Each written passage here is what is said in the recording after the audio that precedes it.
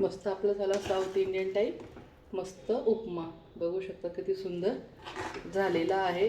Proper येतो, पांढरा शुभ्र पण येतो.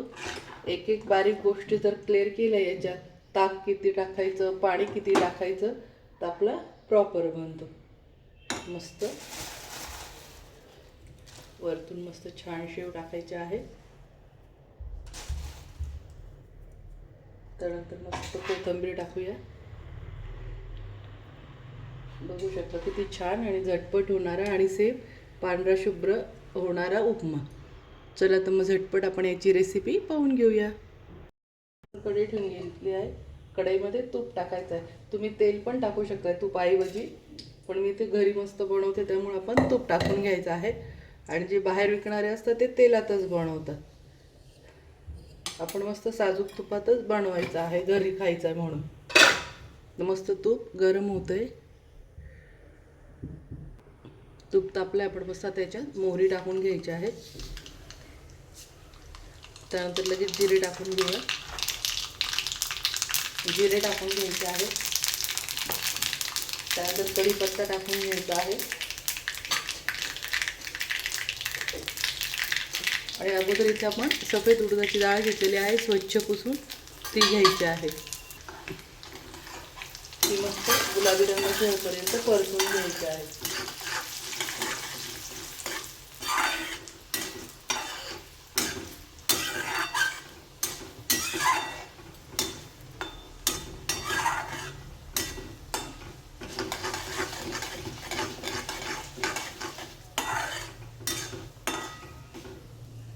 आता यामध्ये लगेच कांदा टाकून घेऊया. कांदा टाकून घ्यायचा आहे.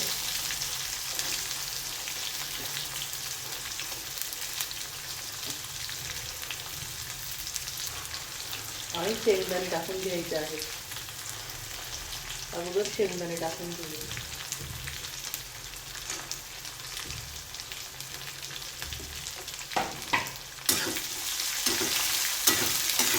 ते पण छान परतून घ्यायचे आहे.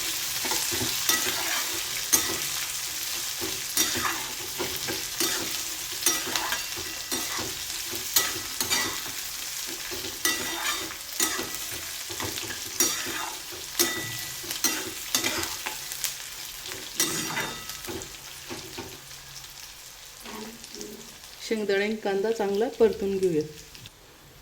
आता यात आपण हिरवे वाटाणे टाकून घ्यायचे आहेत.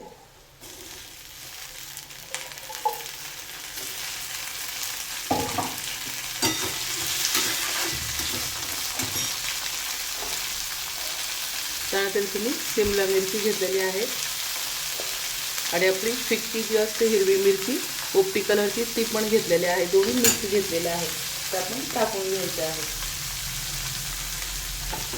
छान परतून घेऊ परत.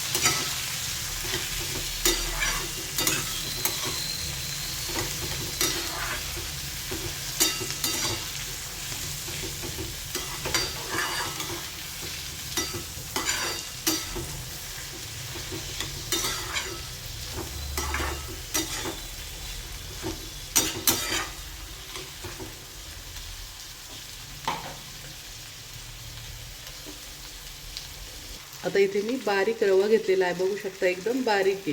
हा रवा घेतलेला आहे. सुजी म्हटलं तर जाड येते आणि रवा म्हटलं तर बारीक येतो, हे लक्षात ठेवा. सुजी म्हणजे बारीक रवा आणि रवा जर घेतला तो जाड रवा असतो. आणि यात आपण लसूण वगैरे काही टाकलेलं नाही. हे आता छान परतून घ्यायचं आहे अगोदर.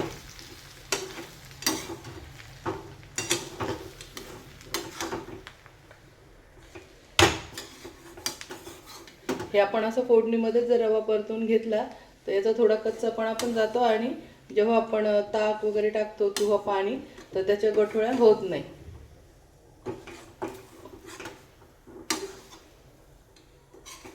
कारण की बऱ्याच बायकांचं गठोळ्या होऊन जातात याच्या रव्याच्या.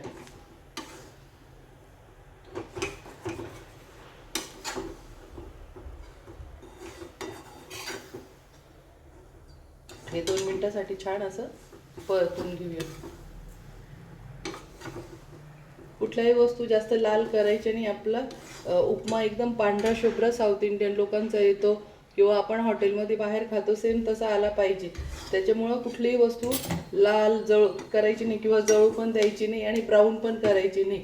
त्याचा कच्चापणा पण गेला पाहिजे आणि कलर पण बदलला नाही पाहिजे. ह्या गोष्टी बारीक बारीक लक्षात ठेवा, तेव्हा तुमचा उपमा एकदम प्रॉपर पांढरा शुभ्र आणि छान येतो. प्रत्येक वस्तूवर ध्यान ठेवायचं आहे. आता आपण चवीनुसार यात मीठ टाकून घेऊया.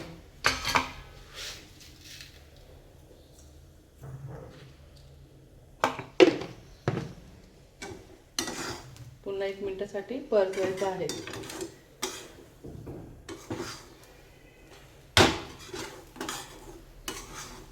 तुम्ही आत्ताच बघू शकता कलर किती प्रॉपर आलेला आहे. ग्रीन पीचचा हिरवाच कलर दिसतोय, मिरच्यांचाही कलर बदललेला आणि आहे खूप सुंदर.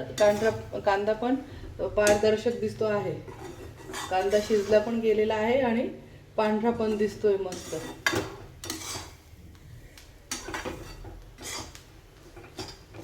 आता याच्यात आपण ताक ओतून घेऊ. चला तर मग आता इथे हे बघू शकता, इथे मी ताक घेतलेला आहे. इथे ताक ओतून घ्यायचं आहे.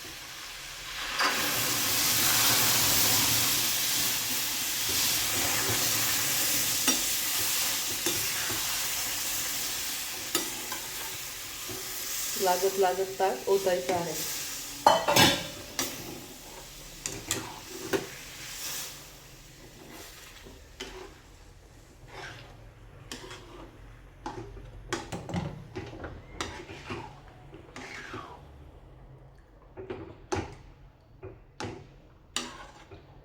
मस्त परतून घेऊया. आता इथे थोडं पाणी पण टाकून घ्यायचं आहे.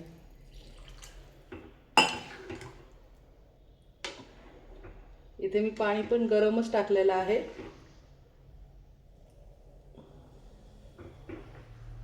आता हे हलवत 2 मिनिटासाठी मस्त घट्ट होऊ द्यायचं आहे. शिजेल छान रव्यात.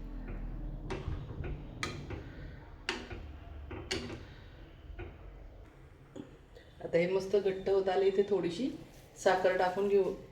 तुम्हाला आवडत असेल तर टाका, स्किप केली तरी चालेल, पण अगदी थोडीशी साखर टाकली तर मस्त सुजीचा हे उपम्याची चव खूपच छान बदलते. मस्त छान घट्ट होतोय बघा. मस्त आहे बघा, बघू शकता आपला झाला छान उपमा. आता यात आपण कोथिंबीर टाकून घेऊया.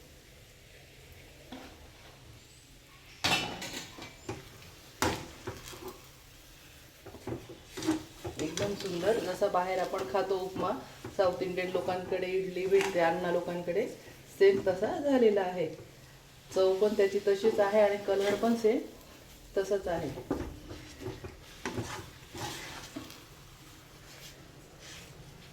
आता इथे गॅस बंद करून घेऊया.